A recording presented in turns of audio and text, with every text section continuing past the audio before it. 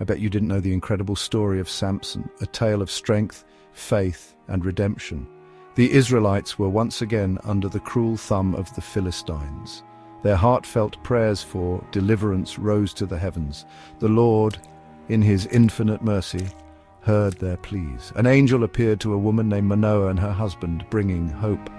The woman, who had longed for a child, was barren. The angel brought incredible news of joy.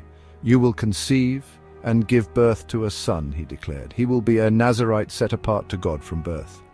The woman was filled with awe. A child? And not just any child. This son would be extraordinary, special. The angel continued, "He will begin to deliver Israel from the Philistines." The woman trembled at the weight of these words. Her son, a deliverer. He would possess extraordinary strength, the angel explained. But there was a condition, a sacred vow. No razor may ever touch his head. This was the mark of a Nazirite, a symbol of his dedication to God. The woman, overwhelmed with joy and awe, relayed the message to her husband. Together they marveled at the miracle to come. Their son Samson would be a beacon of hope for their people. The woman gave birth to a son, just as the angel had promised. They named him Samson. As he grew, it became clear that he was no ordinary child. The Spirit of the Lord began to stir within him, revealing glimpses of the immense strength that would soon manifest. The prophecy was coming to pass. Samson was destined for greatness. His life would be a testament to the power of faith and the unwavering love of God for his people. Samson grew into a young man, his strength surpassing all others. One day, traveling to the land of the Philistines, he encountered a fearsome lion. It roared, teeth bared, ready to pounce. Without hesitation, Samson lunged. He grabbed the lion with his bare hands. The beast stood no chance. Samson tore the lion apart, its lifeless body falling limp at his feet. This was no ordinary feat of strength. This was the power of God flowing through him. Later, Samson met a Philistine woman. He desired to marry her, much to the dismay of his parents. They could not understand his fascination with a woman from their enemy's camp. Nevertheless, Samson persisted. During the wedding feast, he posed a riddle to 30 Philistine men. Out of the eater came something to eat, he challenged, and out of the strong came something sweet. The riddle, inspired by his encounter with the lion, was a test of wits. The Philistines struggled to solve the riddle. Days passed, and their frustration grew. They resorted to threatening Samson's new bride. If she did not uncover the answer, they would harm her and her family. Fearful for her loved ones, she begged Samson to reveal the solution. Reluctantly, he confided in her.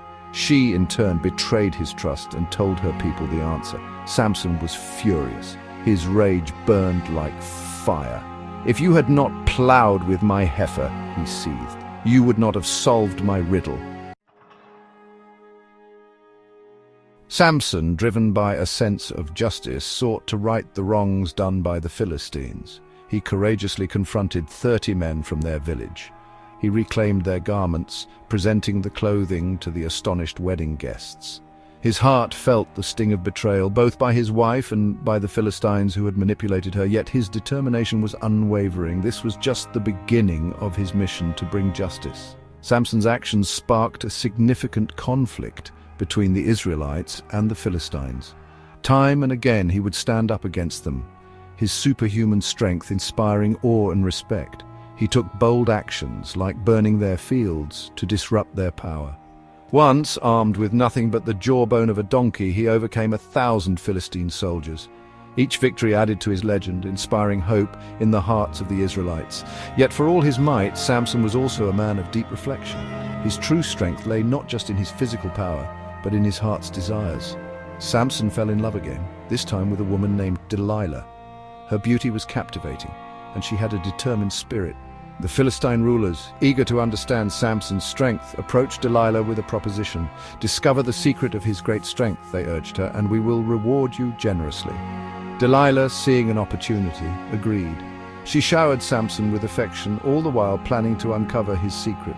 Night after night she would gently ask, "Please, my love, tell me what makes you so strong." Samson, guided by his wisdom, resisted at first. But Delilah was persistent, her constant love slowly wearing down his resolve. Delilah's relentless questioning tested Samson's resolve. He finally shared the secret of his strength, his hair untouched by a razor as a sign of his Nazirite vow. It was his sacred connection to God, the source of his extraordinary power. Blinded by love and exhausted by Delilah's pleas, Samson made a challenging decision. He confessed, "If I am shaven, my strength will leave me." He had placed his trust in the wrong hands. With Samson's secret in her grasp, Delilah wasted no time betraying him. She alerted the Philistine rulers, who eagerly awaited their chance to capture the seemingly invincible warrior. As Samson slept, his head cradled in Delilah's lap, she summoned a Philistine into her chambers. The man carefully shaved off Samson's 7 locks of hair. Samson, stripped of his strength, was momentarily helpless. The Philistines seized him, bound him with bronze shackles, and gouged out his eyes. They paraded him through the streets of Gaza, a spectacle of defeat. The once mighty Samson was now a prisoner, forced to grind grain in a Philistine prison.